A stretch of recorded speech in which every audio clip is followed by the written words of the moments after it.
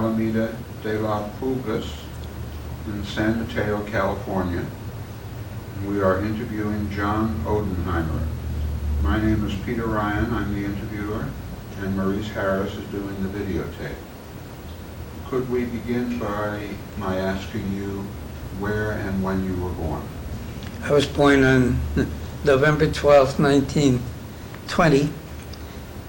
I was born in Karlsruhe, Germany, which is part of the province of Baden. And born the oldest son of two. My parents were Julius and Frieda Odenheimer. My father was owner of a hotel in Karlsruhe.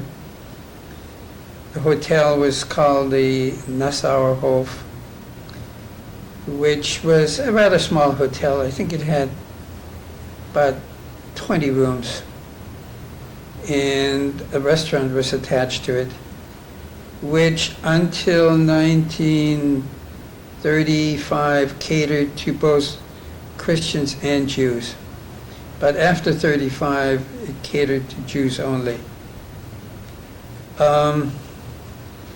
After it started to cater to Jews, we added also, my parents added, became a cafe and restaurant. It became a kind of a gathering place for the Jewish community, which by then was excluded from non-Jewish establishments. I mean, my father, I remember he was playing billiards in a non-Jewish cafe where I saw him accompany him many, many times. And all that went by the boards about the years of 35, 36. And the same thing happened. He also was a big soccer fan. And we went as children, mostly it was myself because I was the older one, went to soccer games. All that went by the wayside in the mid-30s. Tell us a little about your schooling.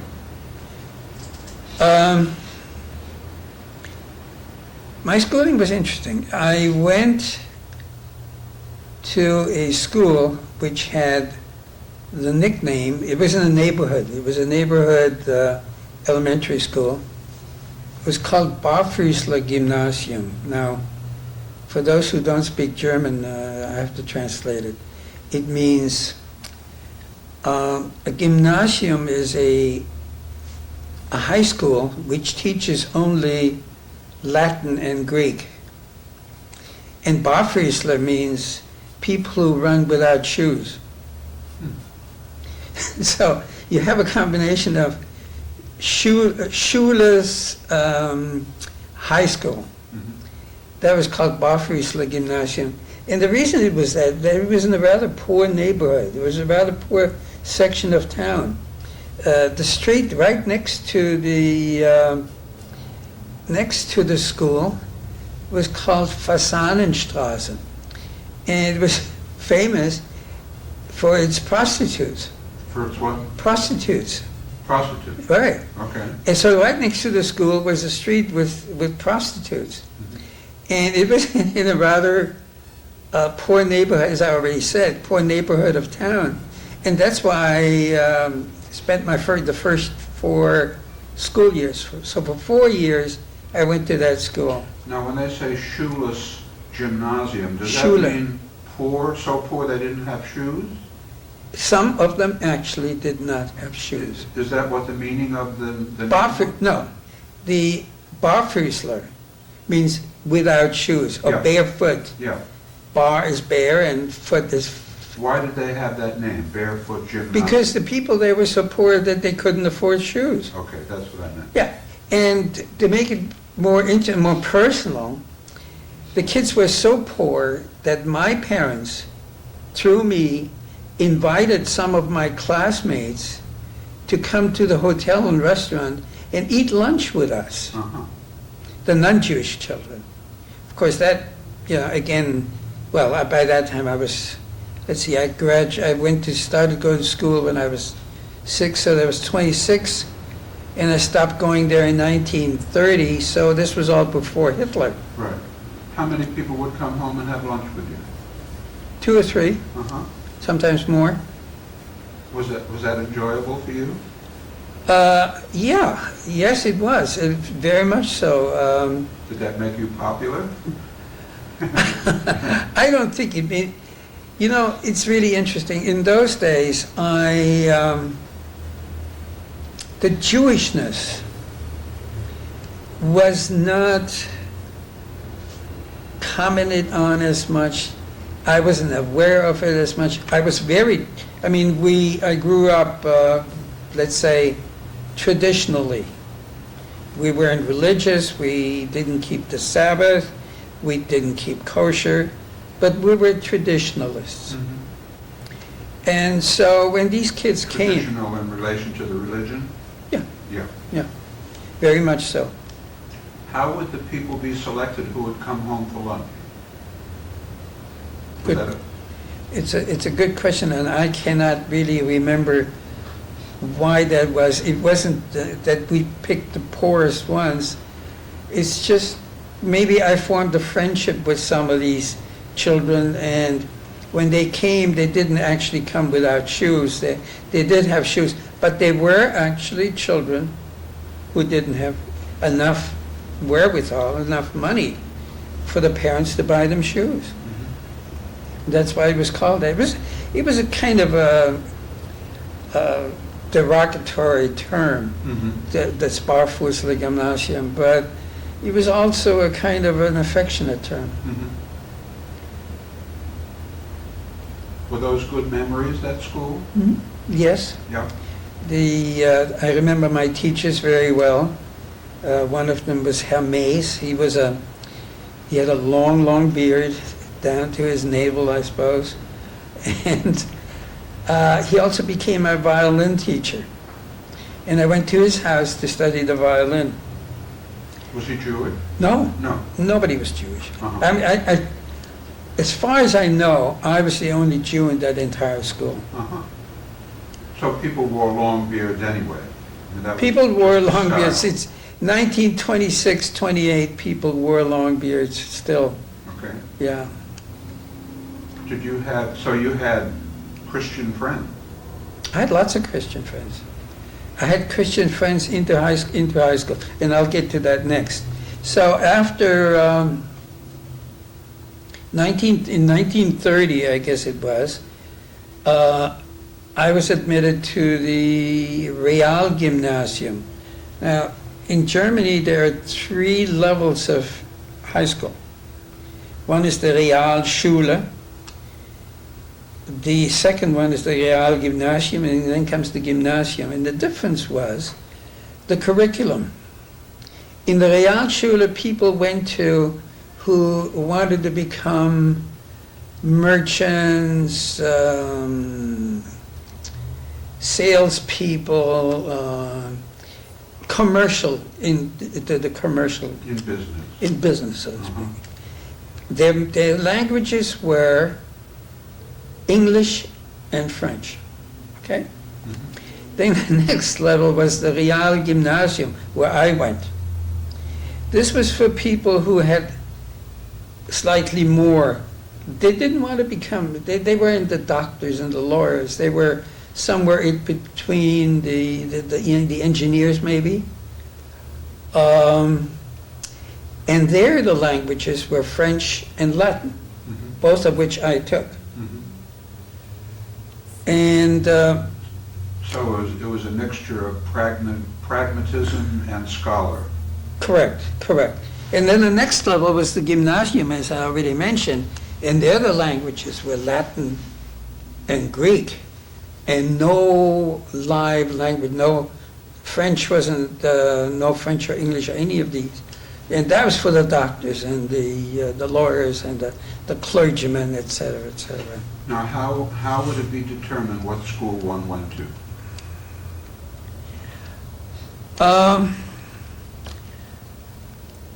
It was completely up to the parents to figure out how they saw their children's future. Now, I remember in 1930, when my parents made that choice, it was before Hitler. After Hitler, and not just because of Hitler didn't let the people get into the schools, but after Hitler, it became fashionable for some people, like my parents, for instance, that their children should learn a trade. And I'm sure you've heard this before. A trade so that it would be translatable into a living when you emigrated. If and when you... If and when emigration became a necessity. Now, in 1930, the world was in the middle of a depression. Mhm. What did they decide was going to be best for you? I haven't got the faintest idea. When you went to the other school in 1930, what did you want to become? Do you remember? No, I don't. I don't even remember that. It was just that you were told this is where you're going, and this is where I went. Okay. Did you think you might end up running a hotel like your father? I thought so for a long time, yeah, that I might end up as a hotel owner. And the Real Gymnasium would have been just about right. In preparation. In preparation for that, rather than the Real Schule. And I was glad that they sent me there. Mhm. In 1988, I met some of these classmates from that school Mhm. in Karlsruhe when we were all invited, and some of the books you will see later on were printed at that time. They were written about for that purpose. And I know now what these people became, the people that were in my... One was a law professor at a university. One was an engineer. I mean, they all became professionals, Yeah. including myself. Did you remember them? Oh, yes. Uh-huh. Oh, yes. Especially one of them, he invited us to lunch, and he had lost an arm on the Russian front during World War II. And the reason I remember him so well is that he was the shortest one in the class, and I was next to him. Because when we lined up in the gym, they lined us up according to size. Mhm. So he was the only one who was shorter than I was. You were the next to shortest. I was next to the shortest. Tell me about your family. What was it like in your family? Before, in the Interesting. early years. Yeah, well, Did you eat with them? that's a big story. That's a long, it's not a long story, I can make it shorter. But take your time, huh? Yeah. Well, let me tell you.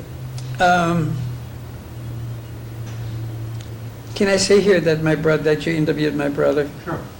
Some of this you've probably heard before. My brother coined the phrase that later on, that we were introduced to our parents when we were 6 years old. You know, sarcastically. Yeah. Meaning But that it's you not- didn't have much to do with them up to then? We did not have very much to do with them. The reason being, my biggest wish as a child was to live in a normal family, to live in an apartment, to have a life like all of my friends had, where the parents came home, the mother stayed home and at that time. The father came home from work. Family atmosphere. Right. Huh? We didn't have that. My father cooked in the kitchen, got up early. I mean, we were not excluded from them. And later on, when I started to work in the kitchen too, I saw quite a bit of him. My mother, the main difference between what happened, how we felt, and how we thought normal people should live, was in the evenings. Because in the evenings, the activity started, and my parents spent most of their time playing cards with the customers. And my brother and I went to bed, and my mother would come to bed maybe at midnight, 1 o'clock. We were asleep when they came to bed. So we never saw them in the evening. Was that a custom to play cards a lot in a restaurant or a hotel? Yeah, Still is. still is. Still is in Europe. They like that, huh? Mm-hmm. Uh-huh. Played a game called Scott, S-K-A-T. And every day. And not only that, my mother also was a gambler. And we were very close to Baden-Baden, which is only about 15 miles away. And that's a very famous spa. A lot of people have heard of it.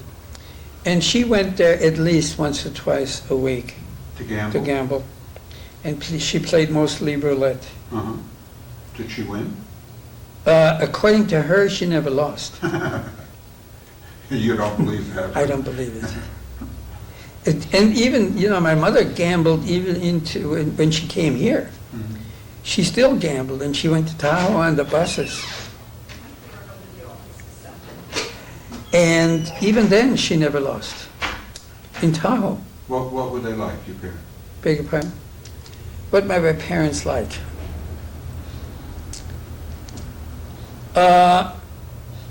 My father was a very good-natured, rather passive individual. My mother, on the other hand, was very much the aggressor in the family. She ran the business. My father stayed in the kitchen and did the cooking. She ran the business. She ran the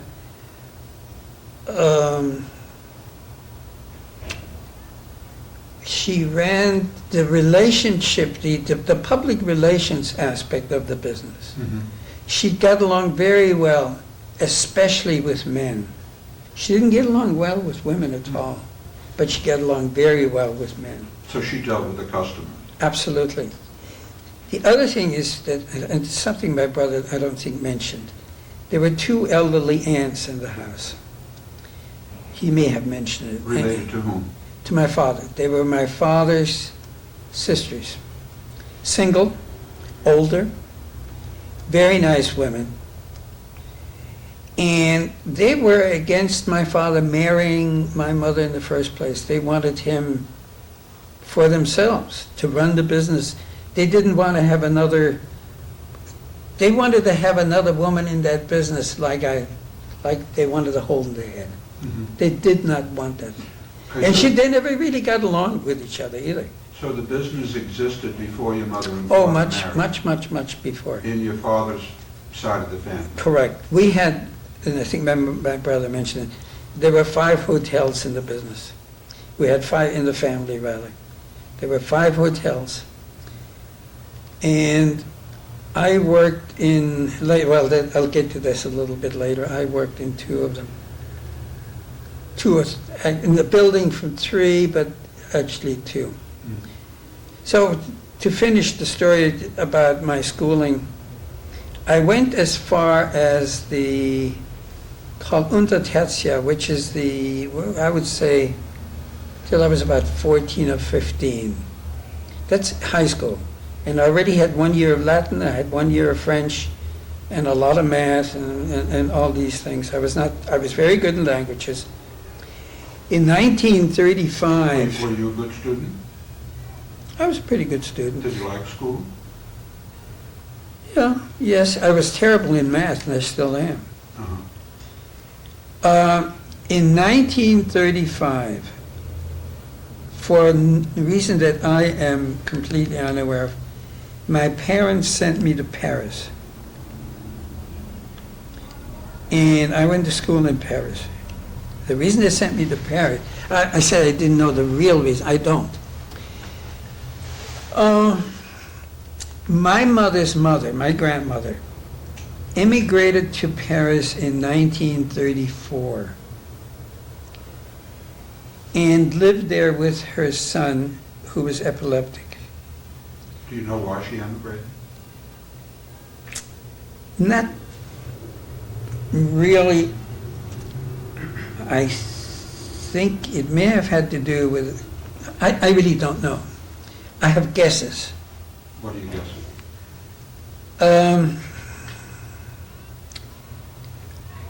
I think that her son didn't fit in somehow. With his epilepsy and his looks, he looked like the typical Jew, like the picture in the, you've heard of the Stürmer, that horrible anti-Jewish paper. He had a crooked nose, and I think she and he were a kind of a symbiotic relationship, and they emigrated to Paris. Mm-hmm. He made a very marginal living in Paris. He was selling little advertising cards on celluloid, and they lived in an apartment in Paris, and I went there. Was his epilepsy under control? Mm-mm. No.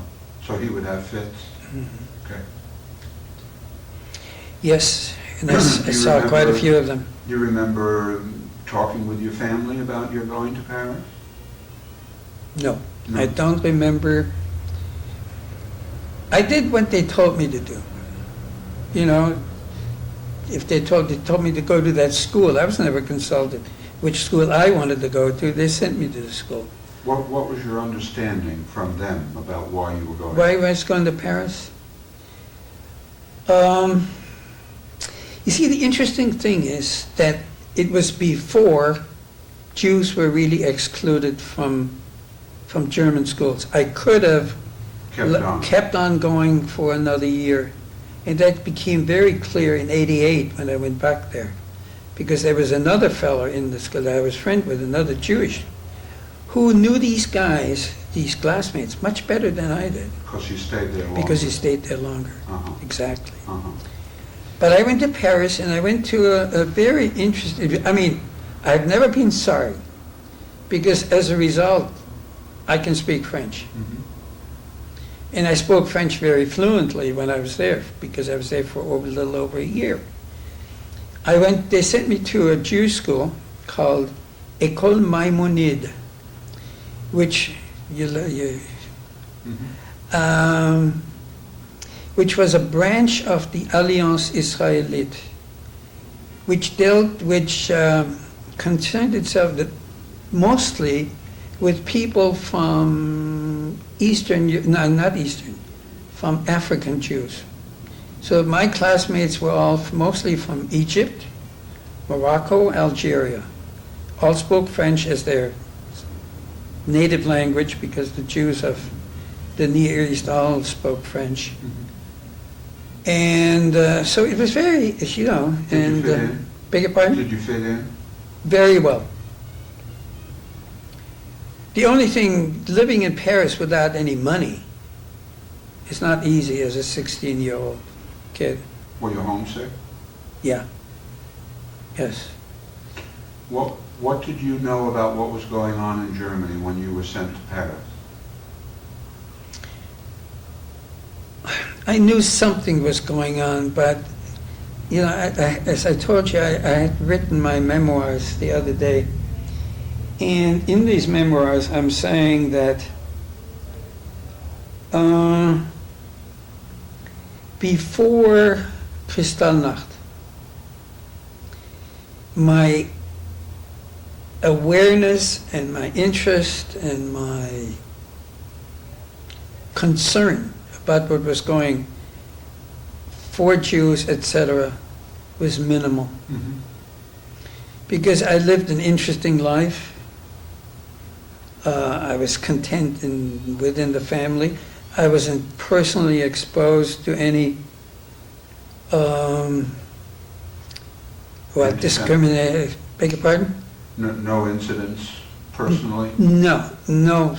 That all changed drastically after the November 9th, 1938. Right. When you were in Paris then in 1935, Mm-hmm. did you still feel proud to be German?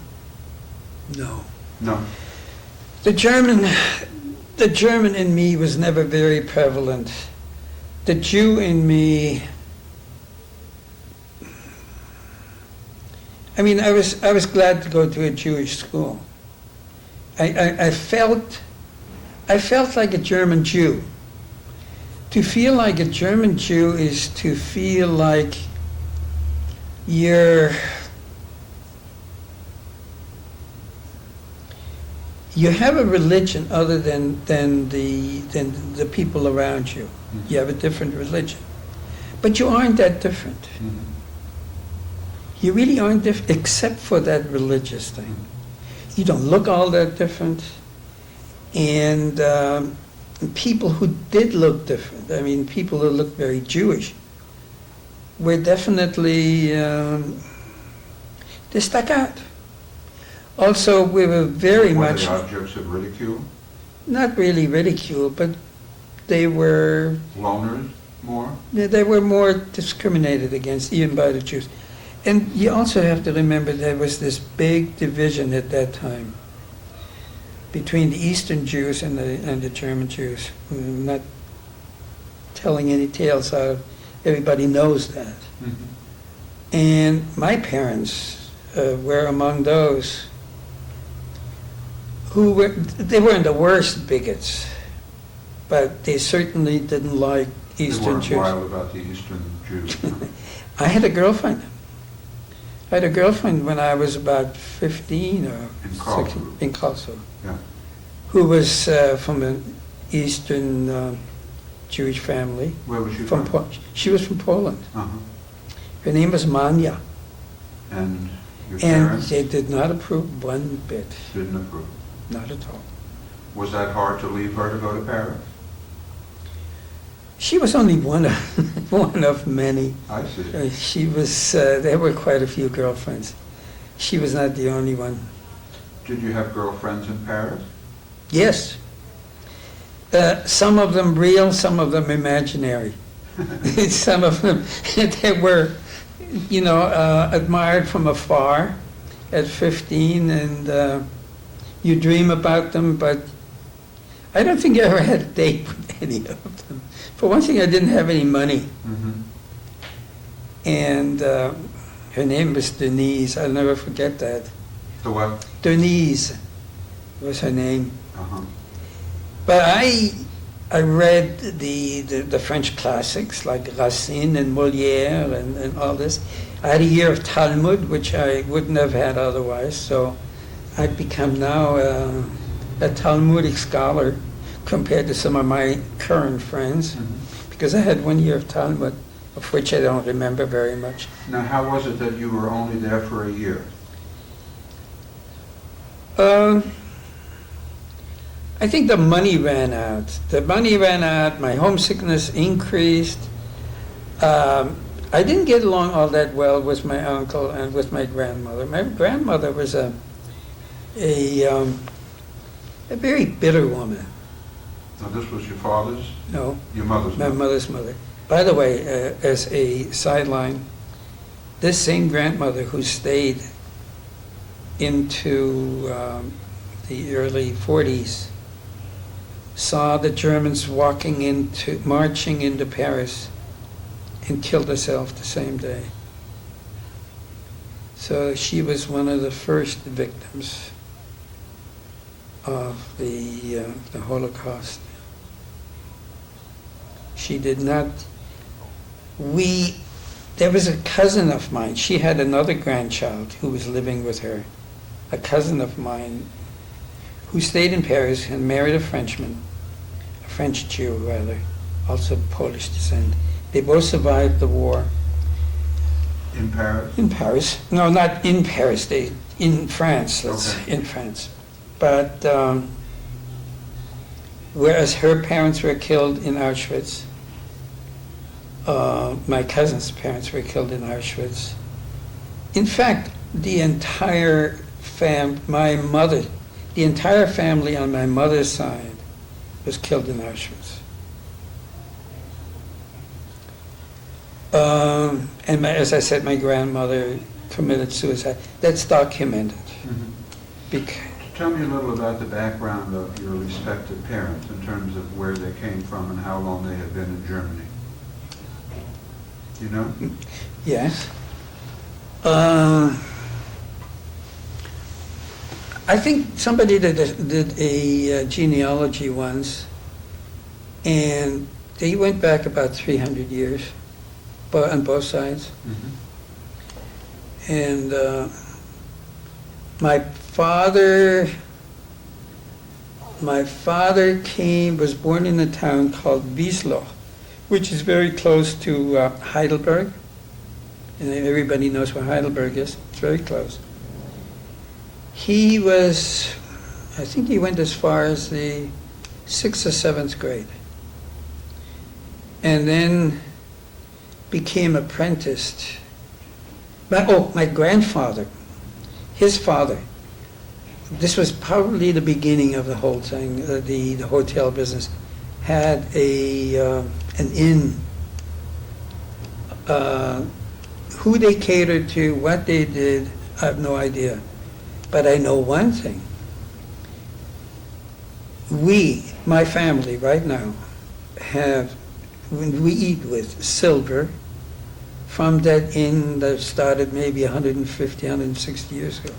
And it says F. Odenheimer on there because his first name was Ferdinand. So this is for real.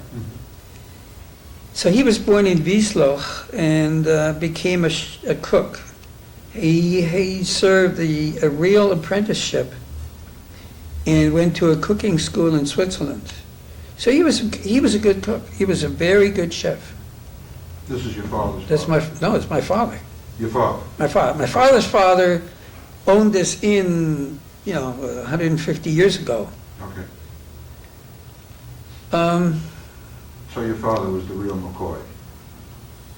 He had done his apprenticing. Yes, and he served in World War I. Uh-huh. He served in World War I as a cook. He was in Poland during the war.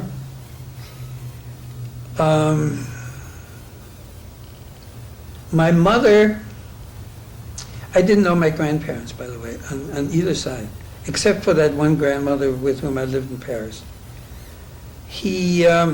My mother's family also goes back a long way. She was born in a town called Ingelheim, which is in the Rhineland, near where all the castles are, on the Rhine, famous castles, near a town called Mainz. Mainz. Yeah, that's a big city. That's a big city. It's between Mainz and Bingen. And it was the only place in Germany where they grew a Cabernet Sauvignon. Everything else was the white Rhine wine, but near Ingelheim they had this Cabernet Sauvignon. So the red wine, which was very uncommon in Germany, was grown there. As a matter of fact, one of my uncles had a winery. And I remember very well huge kegs in the cellar, the wine cellar. But we spent all of our vacations there with my grandmother, who lived in Ingelheim in a real country house. The smell was of dung, animal dung, and we slept for some reason under mosquito nets. Why, I don't know. Was this the same grandmother who was bitter? Yes. Yeah. Same grandmother. Okay. When you were in Paris in 1935, that was the beginning of a lot of political activity in France around the Popular Front, and there were lots of demonstrations and parades in favor of that kind of thing. Do you remember any of that? Were you aware of any of that going on? Well, let me tell you what I did know. I was aware of the politics, and the politics at that time, they seemed to be more to the left than anywhere else. There was the days of Blum as premier. Mhm. We had a friend, I had a friend who was older than I was, from Karlsruhe, who also went to Paris. And it's very interesting. He took me to a football game, Mhm. soccer game at that time, between Paris and Moscow. Uh-huh. And just as a commentary on what's going on, what went on in the 1950s, I was so afraid that somebody here would find out that I had gone to this, he was a communist, that I had gone to this football game, that McCarthy would find out about it. That parent, I don't know, you remember, people Yeah. remember the Yeah. paranoia. Yeah. I was so afraid that somebody would find out that I had gone to a lousy little football game between Paris and Moscow, Mhm. that it would be held against me here in this country. And I was already a United States citizen. Mhm. You were afraid maybe you could be sent away? No, I was afraid that I would be accused as a communist. Yeah.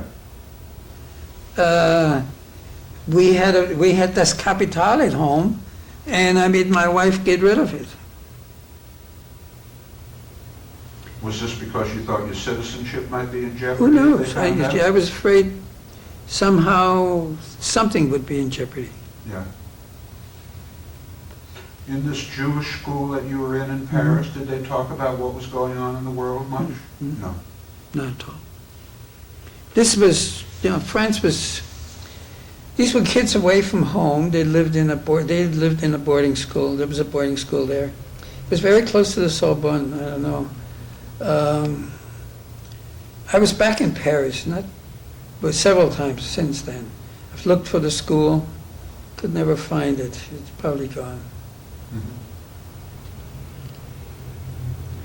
So that was a good memory to be there. You had lots of advantages by being able to go there. And But learn you- French especially. But you were very homesick and anxious to go home. And you think the money ran out and you went back home in Correct. 36. Correct. And then the immigration, people started to emigrate around that time. They emigrated before, but mostly to Israel. And I belonged to some Zionist organizations.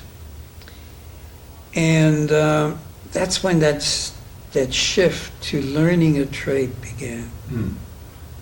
You know, When you And- went back to Germany, what kind of school did you go into then? none. None. I immediately went into a cooking apprenticeship.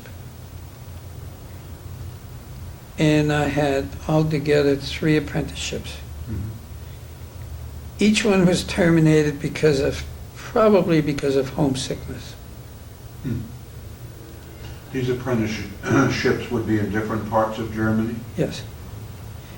The first one was in a hotel, a restaurant, that was owned by my uncle, by one of the Odenheimers before, but was then sold to somebody else, somebody from Munich. And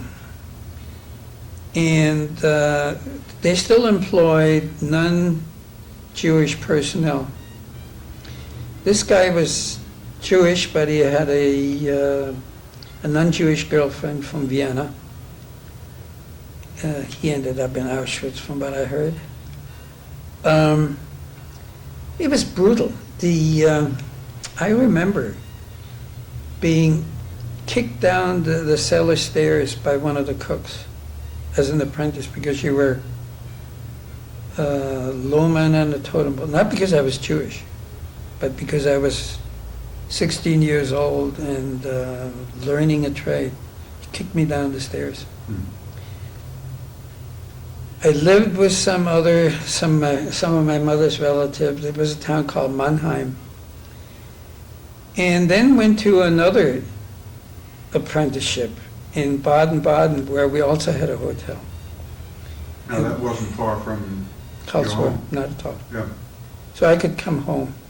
It was still lonely. Um, that didn't last very long. I think it was maybe 3 or 4 months. What happened? I really don't remember why I stopped going. I think the hotel itself lost a lot of business because it was a Jewish hotel. And there was another Jewish hotel in the same town, which was much more popular than my uncle's hotel. Now, could non-Jewish people go to those hotels or not? They didn't go. They didn't go. Was it forbidden to go, or? No, it was It was just understood not just to, understood not to go. These two hotels were known to be the Jewish hotels. Would, They were kosher. would they display outside that it was a Jewish No. hotel? No, this was not the day. Not the day. Um, So people would just know by word of mouth where you went, One- where you didn't go. one knew. You know, in Germany, as in many other small places, people just know. Yeah, but if someone from another part of Germany came there, how would they know? If they'd never been there before? Word of mouth. I don't think that anybody went to a hotel anywhere without first checking out the place. I mean, you remember these were the days before mobility. I mean, people weren't that mobile. Uh-huh. But that was a rule of thumb, that you checked out where you went before you went? Absolutely. Okay. So the third apprenticeship, did that work out for you? Yeah, the third apprenticeship was with my dad. With your dad? And even that didn't work out too well. Why not? We got into a fight one day. And the reason we got into a fight was about a girlfriend. It was not Manya. It was not the Polish girlfriend. It was another German Jewish girlfriend. But I went to she lived a little ways away, and she went to school in Karlsruhe, and then took the train home, and I always went with her to the train station. Mhm. And the train always left during the dinner hour, when I was supposed to be at work. And I just didn't show up sometimes for work. My father read me the riot act. And I said, "The hell with you," and all kinds of things like this. And we had it going. Mhm. So, but it was, Did it feel safe then? not really. That's when, about that time, this was 1937, 38, after I had come back from Paris. By the way, I went back to Paris for 6 weeks in 1937 just to visit for the World Exposition. I saw the exposition, which was a great experience in Paris. But at that time, things began to change. I remember that Jews and Christians and Aryans or whatever stopped mixing. We did not mix. We still used, the Jewish kids that I knew, used Christian establishments, non-Jewish establishments. I remember one day playing ping pong in a big hall where people played sports things. It was a sports hall of some kind. It was not far from where I lived. And the Gestapo walked in. And the Gestapo walked in and kicked us out and told that the owner of the sports establishment not to allow Jews anymore. And he said, this is very interesting. He questioned us. He asked me who I was, my name. I said, I'm John Odenheimer. At that time, I was called Hans Odenheimer. And I'm the son of the Nassauer Hof.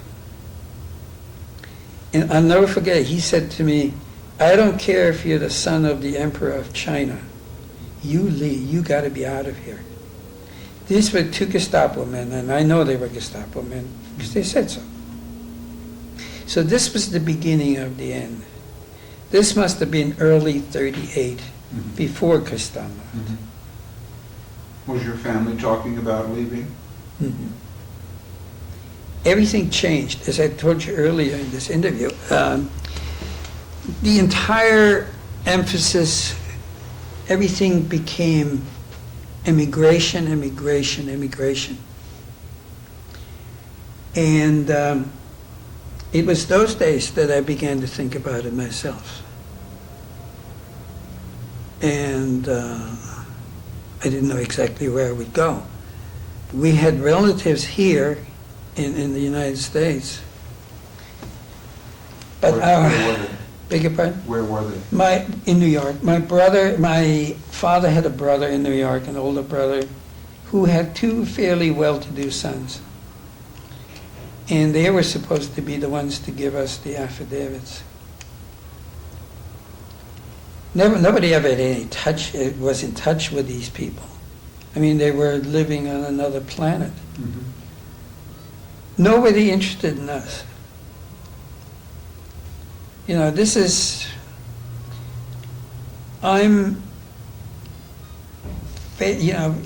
have a lot of American friends now.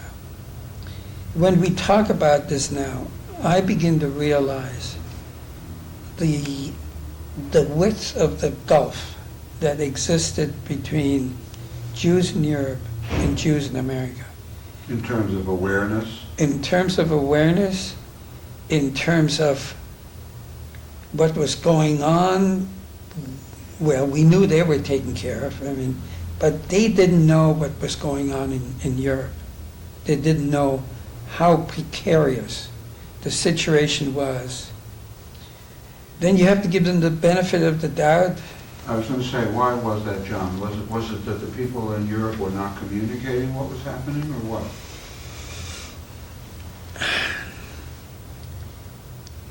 It's easy to indict the American Jewry for their lack of awareness or their lack of interest. But, I've lived long enough now, and I see what's going on, what went on when the Russian Jews were under pressure. We acted like the American Jews did or some of us, let's say, acted like the American Jews did when the German Jews were under pressure. We didn't see it. We didn't see it. Some of us didn't want to see it. Some of us saw it and didn't do anything about it. It's very similar.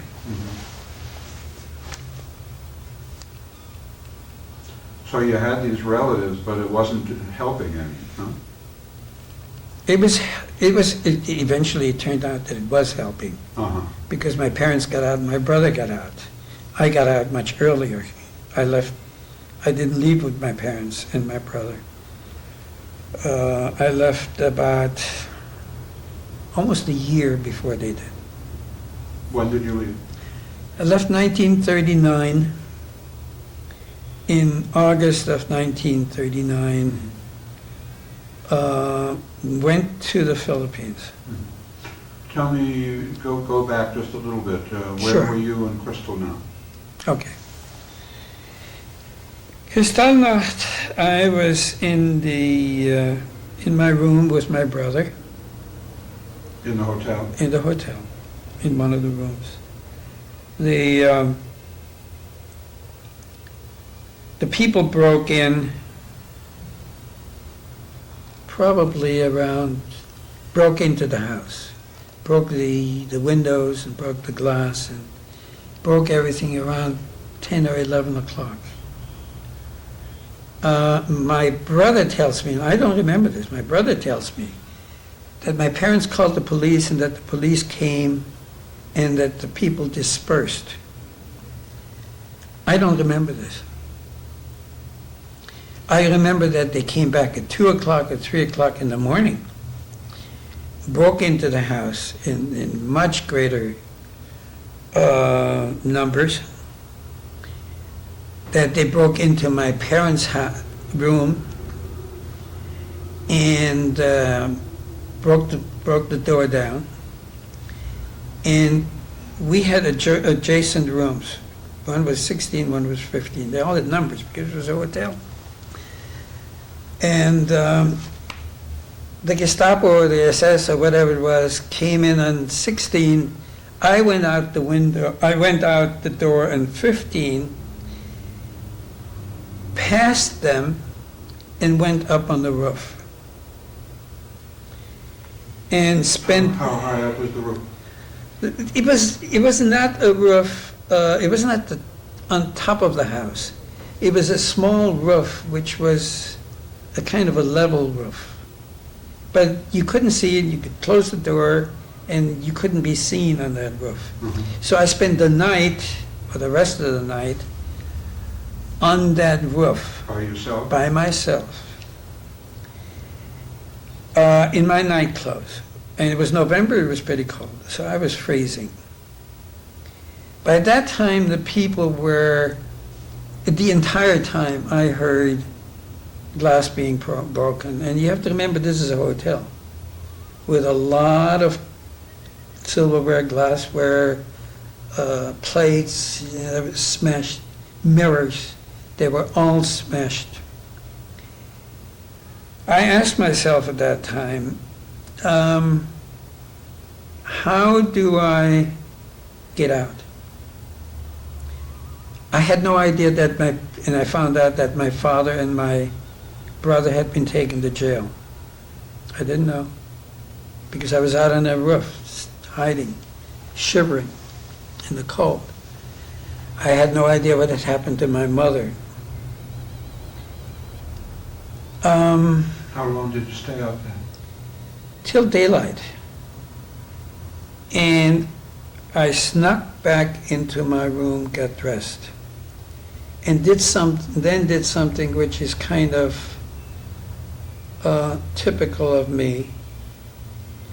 I went downstairs, grabbed the bar, a bar of wood or iron or whatever, but I don't remember.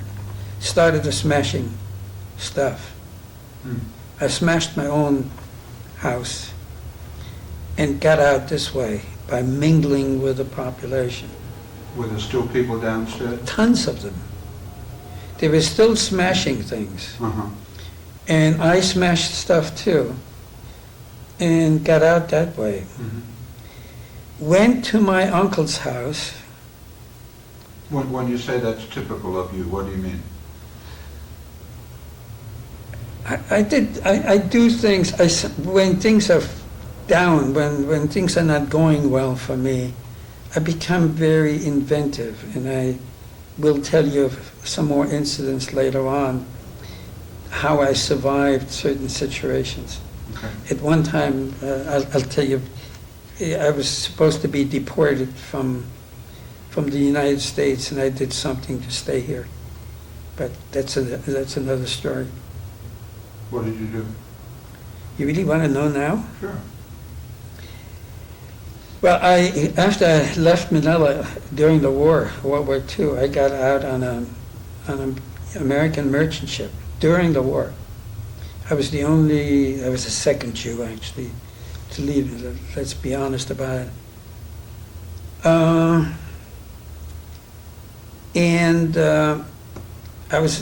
The ship was lying in New York Harbor, and I knew that and they told me, and I was under guard because I didn't have a valid passport for the United States, but I was lying in New Jersey. And I said to myself, just like I did on the roof, how am I going to get out of here? How do I get off this ship?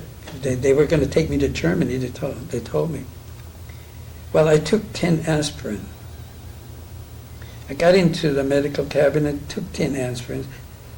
Didn't do anything to me. I laid down on the somewhere next to the stairs, and I told them I had taken some aspirin. They called the ambulance. They took me to the hospital, and it'll go from there. But that's how inventive I got. And in the Philippines, I couldn't make a living, and what does one do when one can't make a living and has to support a family? It wasn't my family, I wasn't married or anything.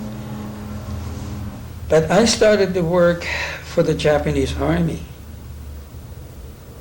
which was, anathema. I didn't know I was working for the Japanese Army. But that's, as I said, it's a different story. We'll get to it a little bit later on. But you wanted to know Yeah. what kinds of things I did. Yeah. That's the kind of things I've done, which is very different from my brother. My brother is a very placid person. I'm anything but. Mhm. So when you smashed things and then left, what did you do? I went to my uncle's house and stayed there. They were not bothered. They lived in about 2 miles away. I walked there. And for the rest of the time, so this was in November until my emigration in August, I did not return to the hotel. My parents returned, my brother returned, people returned to live there. I didn't. I just would not go back to the hotel. Were you in contact with your parents then? I worked in the hotel during the day. Okay, so you would go there to work, but you wouldn't stay there? I wouldn't sleep there. Because that night was so traumatic, shivering on the roof, etc., that I refused to go back there. Mhm.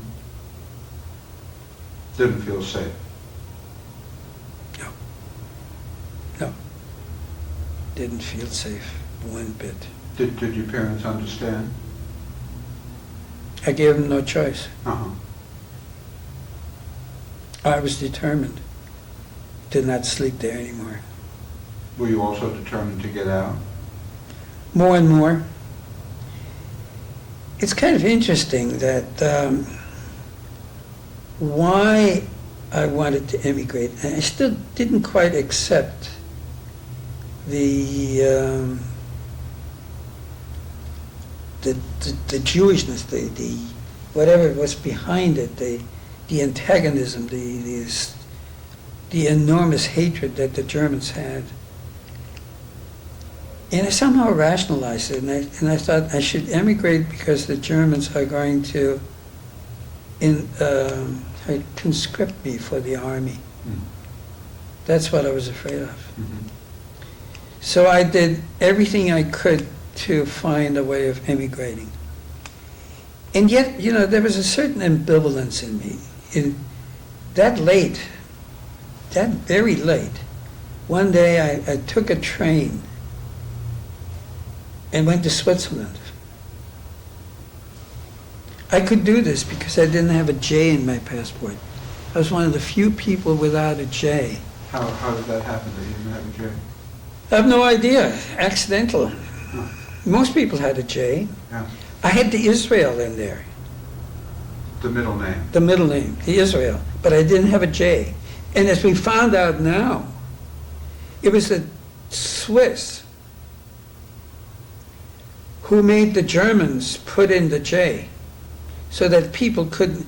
I read this you probably read it in the paper too recently. Mhm. It was the Swiss who are, well, I won't say, went to Switzerland and came back the same day. Why did you go? Just a train trip. I always loved trains. Mhm. My brother and I both loved trains. We used to go to the railroad station at 3 o'clock in the morning to see the Orient Express go through. Huh. Was there a certain amount of danger in traveling with a passport that had that discrepancy? Yeah, I mean, anyone who knew the regulations would see by the middle name. I- that it- took my chances. You're looking at it right now. You're going to see this later on. I'll show you the passport later on. Okay. So you had a kind of adventurousness to you, no? I certainly did. Yeah. Did you toy with the idea of staying in Switzerland when you went there? No. There was also, as I was saying, the ambivalence came in. There was a homesickness and there was a wish to get away. And you can imagine then what being spending 6 years in the Philippines away from my parents was like. And I think, if you think about it psychologically, and I can't help thinking psychologically because that's became my profession after I left cooking. I was a cook in San Francisco for many years, and in '53 decided that wasn't for me, and went to Berkeley, and got a degree, got an MSW in Berkeley, and went to work as a psychiatric social worker, and I've been doing this for the last 40 years. The ambivalence, it's been this ambivalence between wanting to get away and wanting and being drawn to home. Again, it's been a pattern. Now, was home family or was home Germany? The home was not Germany. Okay. Home, and the reason it was, I got off the track there, was because I never had a home life. And I was still searching for a family life. We had the hotel. The hotel is not a family life. Mhm. So I was always searching for that family life, which always escaped me. Mhm. Certainly did in the Philippines. I only got it when I married and had my own family. Mhm. You made what you were missing. Absolutely.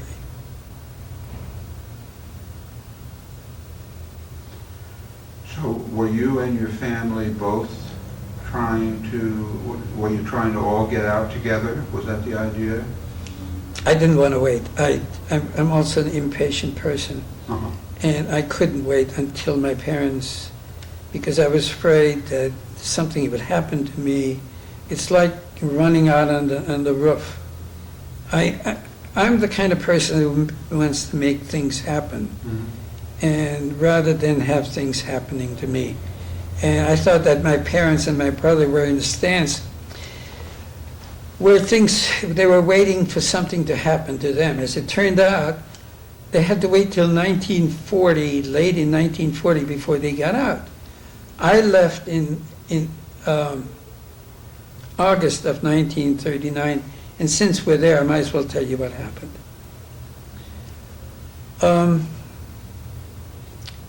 How to get out in 1939 was not easy. And I don't know whose idea it was.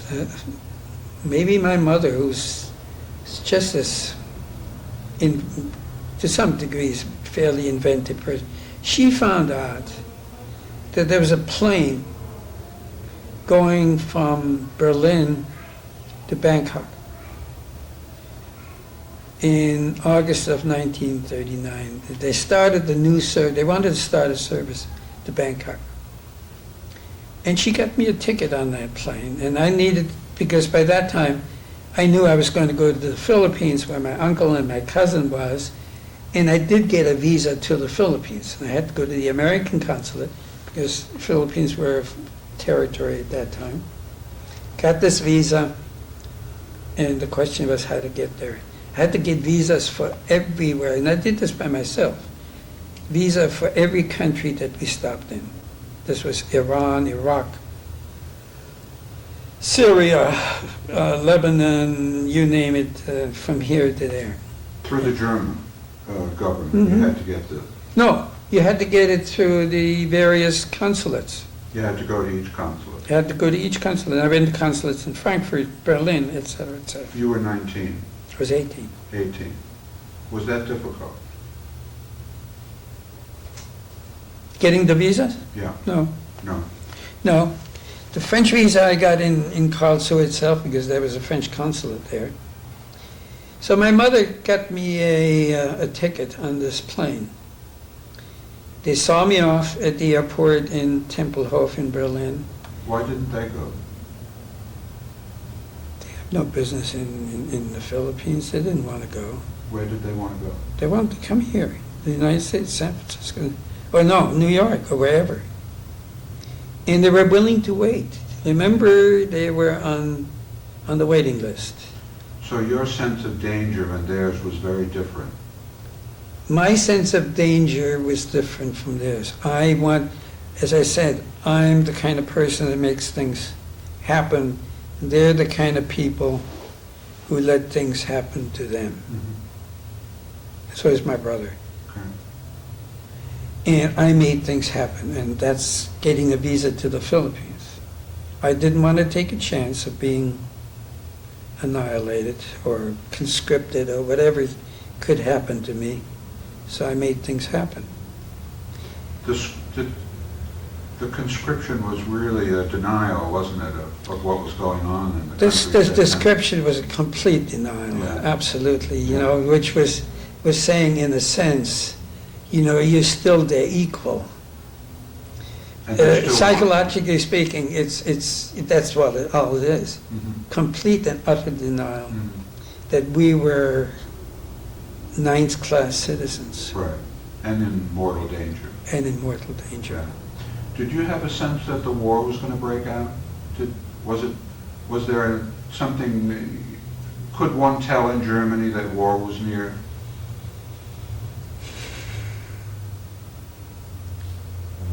I would have to say no.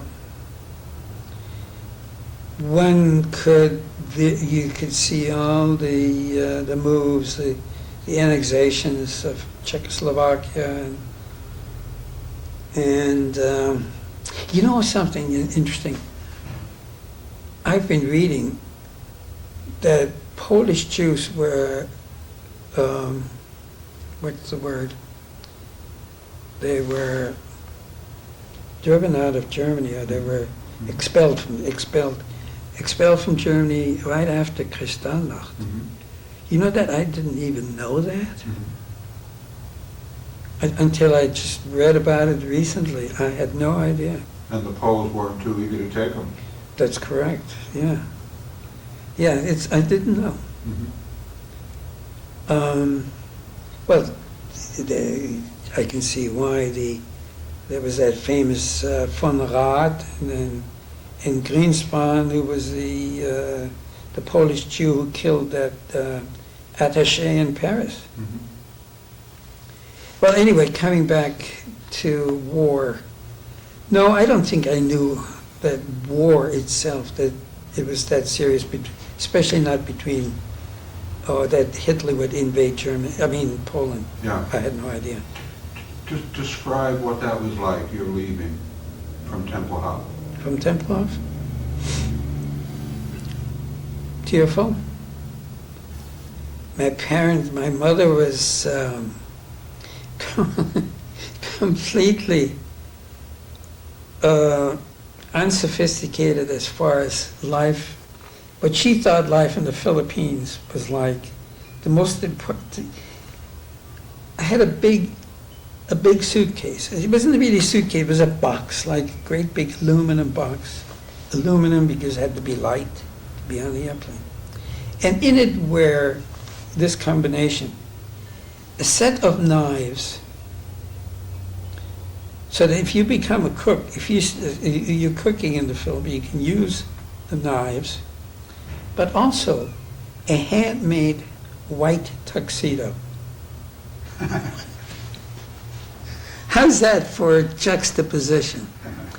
A white tuxedo with bow ties, frilled shirts, because that's what she thought the tropics would be like. But at the same time, there were knives and the tools of the trade. I mean, this is, it's really fascinating to me now what her fantasies were. So we left, and just as an interesting sidelight, the plane, my wife gets a big kick out of the fact that this plane, which was a three-motored Junkers, U-54, made stops for lunch. Made stops For lunch. The range wasn't very great, so we stopped for lunch. Uh-huh. And we had lunch in these various towns. And then you went on and stayed in a hotel for dinner. And then the next day you left again and you stayed for lunch. We went from Berlin to Belgrade, where we had lunch. From Belgrade to Beirut, where we stayed overnight. From Beirut to Baghdad, where we had lunch, etc. This repeats itself.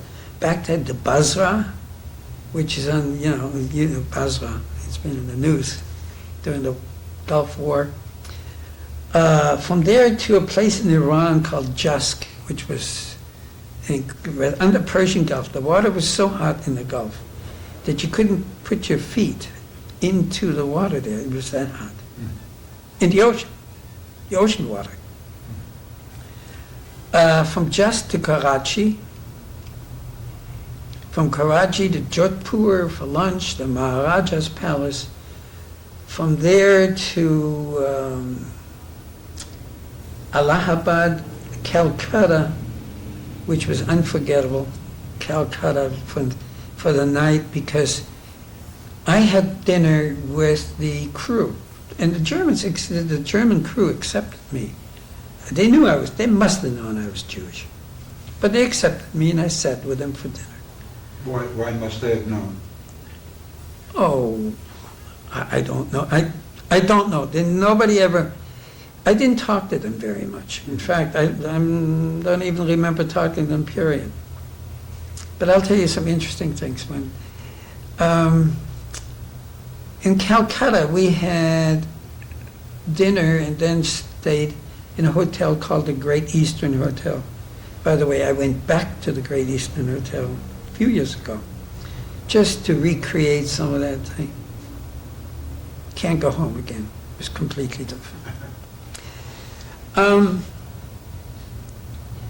Each person, each guest had be turbaned, be uniformed waiter standing in back of the chair, anticipating your every wish. This was the days of the Raj, remember? From Calcutta we went to Rangoon, and Rangoon to Bangkok. Very interesting. Bangkok, we got to Bangkok, and there I was supposed to catch another plane to go to Hong Kong. And we had a layover maybe 4 days. Somebody was at the airport to pick me up. A Jewish organization. How they found out that I was coming, I don't have the faintest idea. I have no idea how they knew. Mm-hmm. But they picked me up, brought me to a family where they knew I was coming and kept me without any money or anything else until the next plane was leaving, which was an Air France plane going from Bangkok to Hong Kong. When you got out, did they only allow you 10 marks? Right. Yeah. That's all I had. I had no money. Yeah. 10 marks. It says so in the passport. Allowed 10 marks. Bangkok, we went to Hanoi, and we stayed overnight in Hanoi. From Hanoi to some other place in China. It's now Indochina, now China, and to Hong Kong. Hong Kong, the same thing happened. A Jewish organization picked me up and took me to a group home up on the hill. Have you been in Hong Kong? No. Up on Victoria. This was September 1st, 1939. That day, war broke out. The British police came around to this group home, and I was arrested as an enemy alien and taken to jail in Hong Kong, in La Salle College. And again, interestingly enough, I was appointed the camp cook. Camp cook, they found out that I was a cook. How many people were in the camp? 50, 60. They were all Germans. I don't remember any Jews. There must have been some, but I don't remember them. They appointed me camp cook. The newspapers found out that I was the camp cook, and they sent a reporter around. And there was an article in the South China Daily News, which is the English paper in Hong Kong. And they printed an article about Hans Odenheimer, who came from Karlsruhe, et cetera, et cetera. I was in Hong Kong a few years ago. I never saw that article. Went to the newspaper there, asked to see the microfilm of that paper that day, saw the article. But I thought it was so corny that I wrote it down, I copied it, but it was so corny I didn't want to keep it. Anyway, after 2 weeks in that camp, which was my first experience with being interned, all of a sudden a black Mariah appeared and took me down to the harbor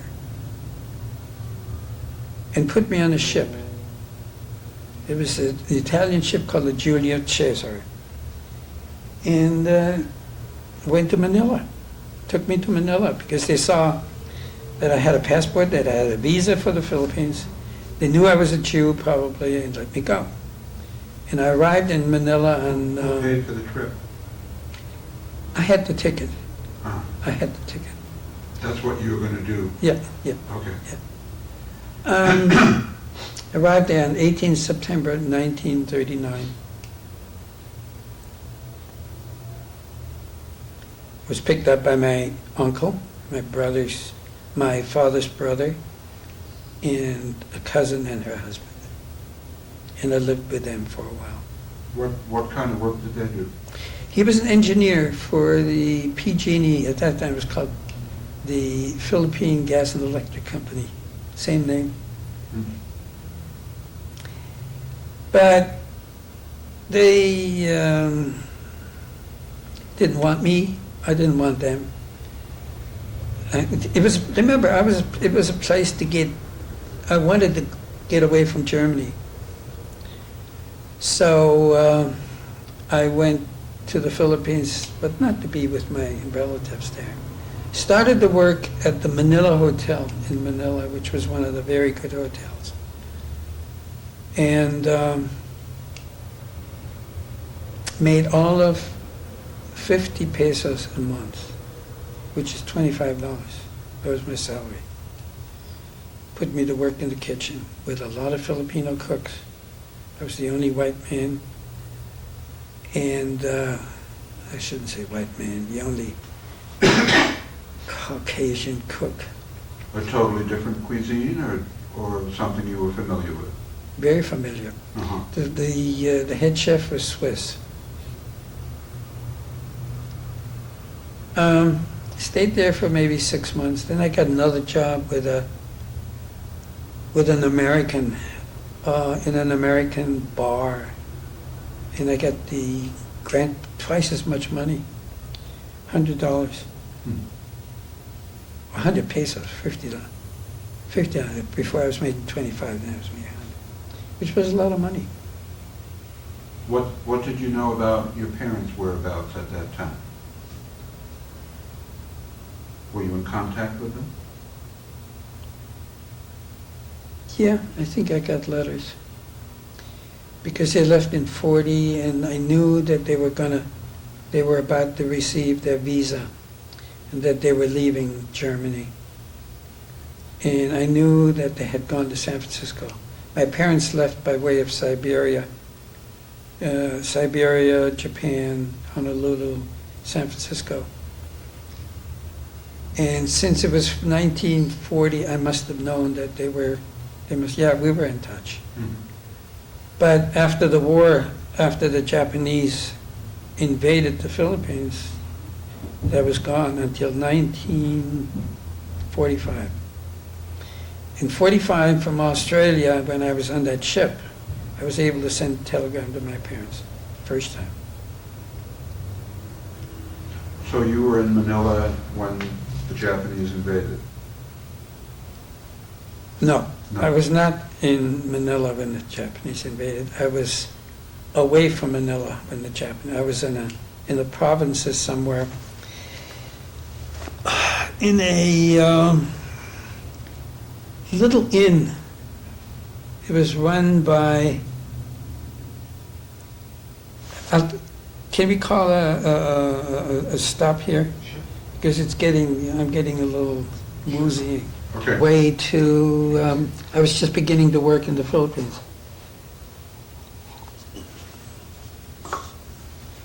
When Yeah. the war broke out. Let's fill in that time from the time that you arrived in September of 40 until the war broke out.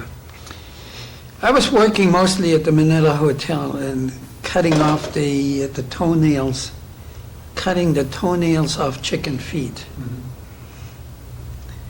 And A cook? as a cook. And while I was cutting off the toenails of chicken feet, I was daydreaming about conquering the world. It was such a tedious job. It was extremely tedious, if you can imagine that. I lived in a dorm with a lot of other single Jewish young men. The Jewish community of Manila was very interesting. There were maybe 300 or 400 Jews there. That's all. I mean, the German Jews that came over. It was a very close-knit organization. They just had a reunion in Washington, D.C., and were invited by the Philippine Embassy. This happened last year, 1996. I didn't go. Was it easier to get into the Philippines than it was to get into America? If you had relatives in the Philippines, it was much easier because you didn't have to have an affidavit and you didn't have a quota. That was the main thing. It was that quota system that killed so many people. And I use the term advisedly. Yeah, because the quota kept people out of America. Correct. So they couldn't get out of where they were. That's right. And in the Philippines, there was no quota. So if you didn't have relatives in the Philippines, you might not have been able to get Correct. That's right. I see. probably would not have made it. I see. And also, it wouldn't have occurred to me. I mean, if I ended up in Shanghai, I don't know what Yeah. would have happened to me. Yeah. So what was it like in that dormitory setting? Lonely. It was my first experience with bed bugs. And people slept with mosquito netting. And in the folds of the mosquito netting, there were these horrible bed bugs. It was dirty. Some of the characters were pretty unsavory, even though they were Jewish. It was really a mixed bag of people there. And my loneliness was overwhelming.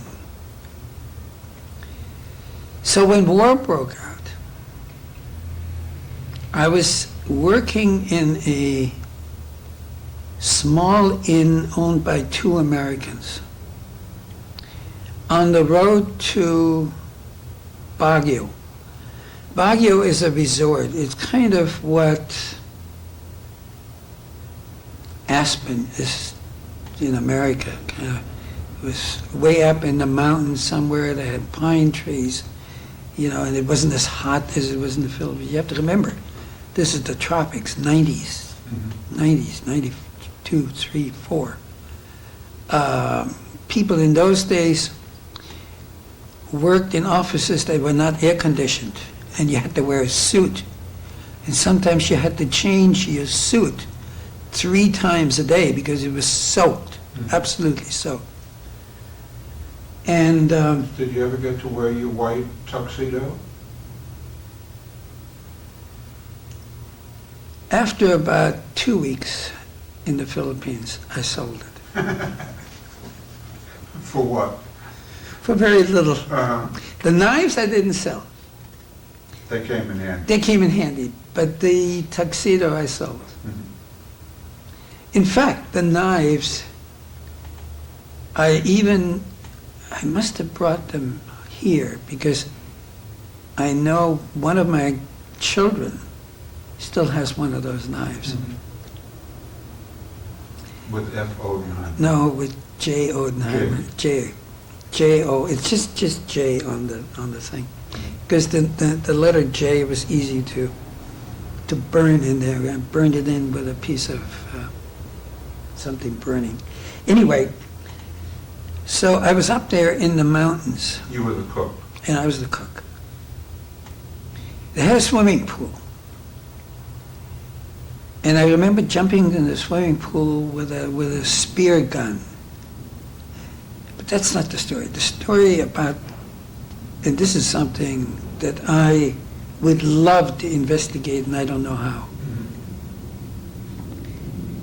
In December of 1941, or November of 1941,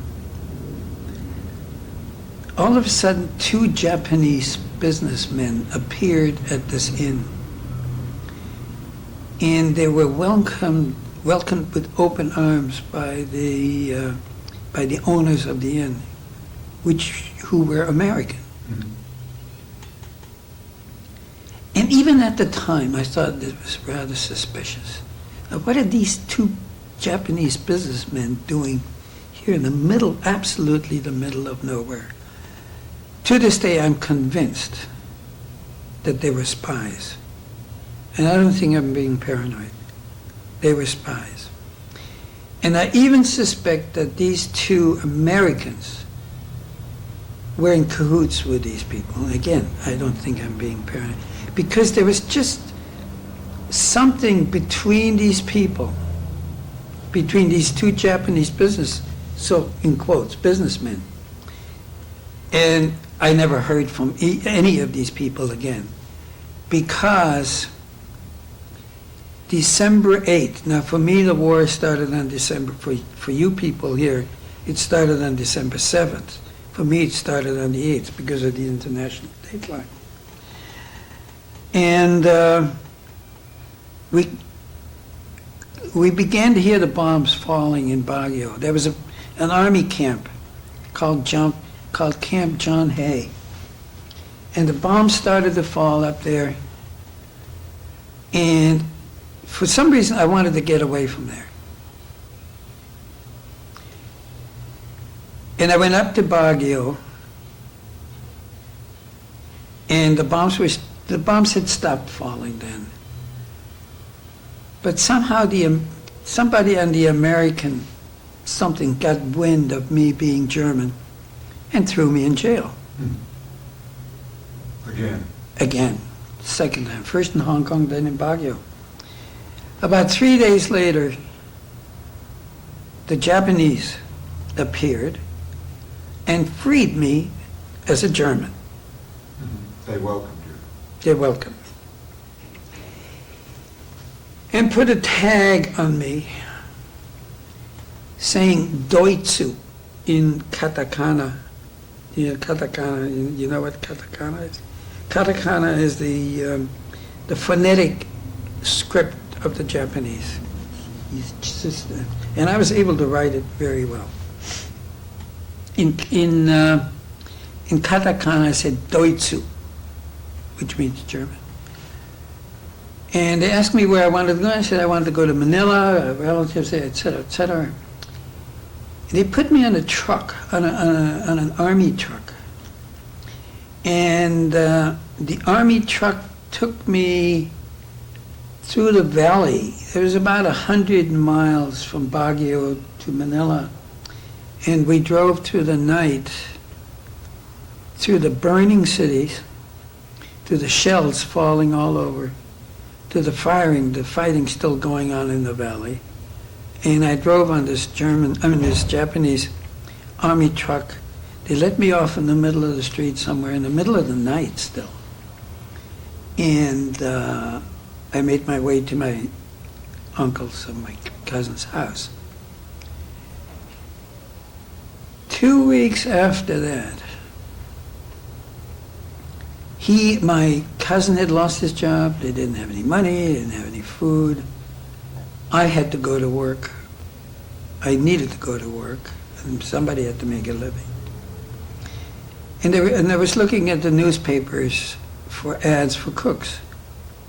And I see this ad in the paper, advertising for a cook in a resort, in a Japanese resort. And I answered the ad. I went to this place, And the person that welcomed me was a black man.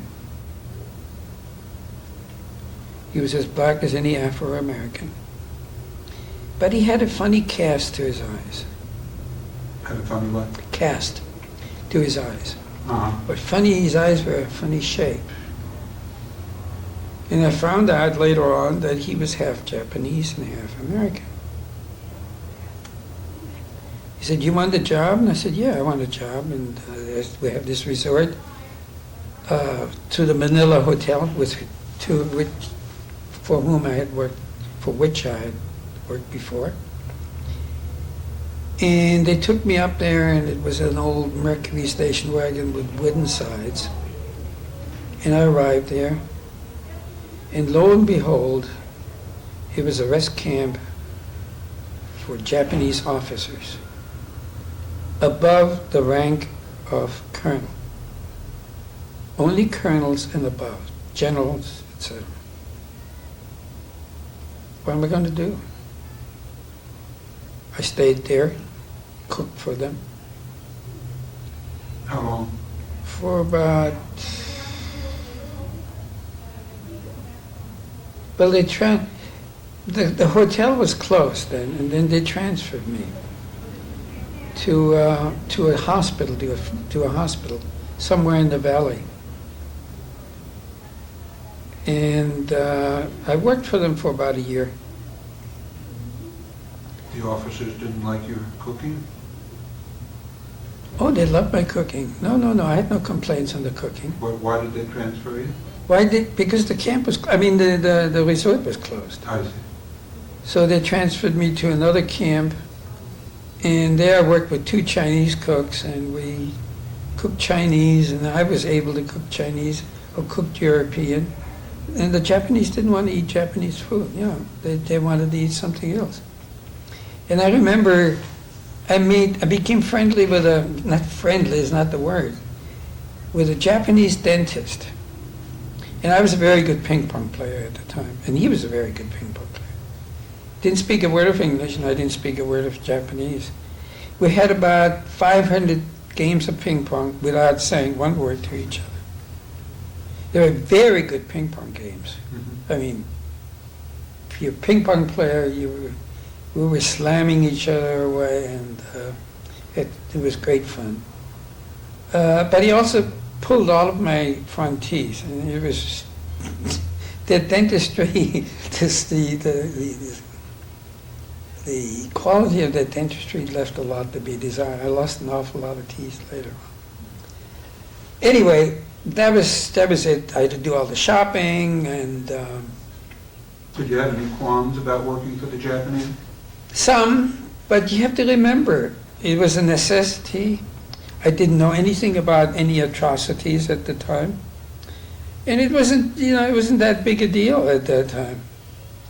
I knew I needed the job. I wasn't too unhappy.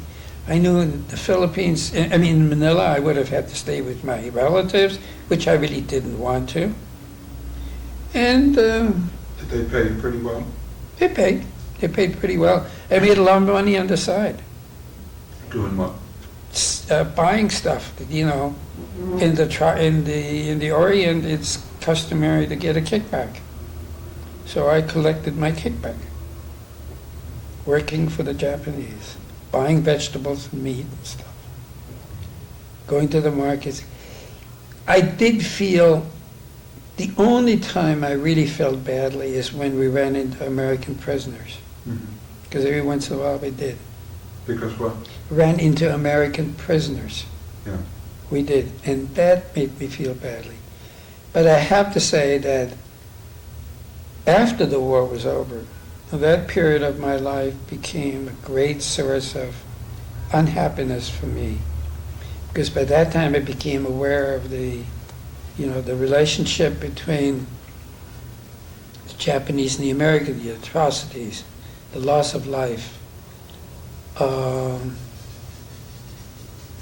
Even then, some of the Jews in Manila were put into some Japanese prisons. Now remember, German Jews were not interned. Because you were German. Because we were German Jews, and this is what I was going to show you. Okay. Because there's something in the passport which in Japanese indicates that we're Germans, but we're also Jews. It says, in katakana, again, the same script, Yudaya. Mhm. I don't know whether you've heard this before, but this may be an interesting thing to see. So after that, I quit. But American Jews, they would treat differently? American Jews probably were interned. Uh-huh. Americans were interned. They were in San Tomas. You said they were taking some Jews and putting them in prison. Mm-hmm. what For reason? cause. I think some of the Jews engaged in what the Japanese considered illegal activities, dealing in currency, dealing in contraband stuff. And these are the people that were imprisoned. Okay, but it wasn't because they were Jewish, it was Mhm. because of their activity. Correct. It was because of their activities. Okay. And you have to remember that their prisons, it was just about an automatic death sentence because they were starved. Mhm. All right, then Were you fed well? I was With fed the well. Japanese? Yeah, I couldn't complain. Yeah. Then I began an even more adventurous life. Because you have to remember, they gave me that tag when I came down from the mountains that identified me as a German. I kept that. And I made a living going on trains, riding sometimes on top of the car, to the provinces to buy foodstuff for the Jewish community in Manila, which was, they were living hand to mouth. They didn't have any jobs, didn't have any foods. I went out to buy eggs and chickens and goats and all kinds of livestock and brought it from the provinces because I was able to move around and other people weren't. And Now, when you rode on the top of the train, was that legal or illegal? no, it was legal because I wasn't the only one riding on top of the train. A lot of times I was riding on the coupling between cars. So they were filled? Is that the So idea? that's the idea. Okay. And then that gave out. This by that time it's Was that hard? 44. Was that dangerous to go out in the provinces? It was only dangerous riding on top of the train because you could fall off. Mhm. Mm-hmm. Now, when you came back with the eggs and everything, you didn't ride on the top, did you? No, the eggs were usually in the coupling. In huge, imagine that they're huge baskets out of straw. This is where there were hundreds of eggs in these baskets. Mhm. So, if one fall, the eggs break. But then then that gave out somehow. I don't know. They took, I forgot now whether they took away the tag or they made it harder for non-Filipinos to ride the train. Anyway, I ended up cooking again for a Russian Jewish family, first in a restaurant. This was a Russian emigre from Siberia, or from Manchuria. He had a restaurant downtown. That closed, and he took me into his family. I started cooking for the Magdalene, they were called Magdalene. And for that family, and that's been on my way from my cousin's house. I was hit a few times by the Japanese on the head with their swords. Not the regular swords, I wouldn't be here now. They were bamboo swords that they used.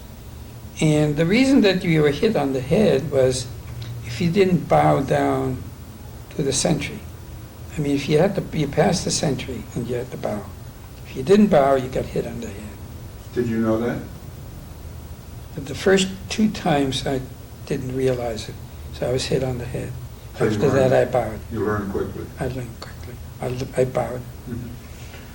When you still had the identification tag and you were Mhm. going out to the provinces, Mhm. did you ever get stopped? Mm-mm, No one ever interfered with that? nothing, no. Okay. Then, one day, I was on my way to the Maglins in the morning. You were still living in the dormitory? No, I was living with my relatives at Okay. that time. Dormitory was long gone. Felt something on my arm. Hurt. Looked on the floor, on the ground. There's a piece of shrapnel. Didn't hear the guns. I heard this shrapnel hit me on the arm. And then I began to see an American, the very first, it's 44, September 44, because just then the Marianas had fallen. It was Saipan had fallen. And I was and there was an American plane, the first American plane in the Philippines. Everybody was overjoyed. It was a bombing? A plane? It was not it was a reconnaissance plane. I see. It was a reconnaissance plane, but they shot at it, and I got hit by the shrapnel falling from the Right. anti-aircraft. Right. Were you able to keep up with the progress of the war in the Philippines? No. No, because the newspapers, I remember the invasion of Europe, June 6, 1944, at this much space, can you see it? Yes. This much space. Mhm. And it was a 2-page tabloid newspaper, English, that was all. And we had no idea what what was going on. But I knew that Europe had been invaded. We could see the planes. And then the bombing began of the harbor. And then we knew that was the beginning of the end. But let me tell you about what happened after that, because it gets more interesting. Hold it for the next tape, because I need to change tape. Go ahead.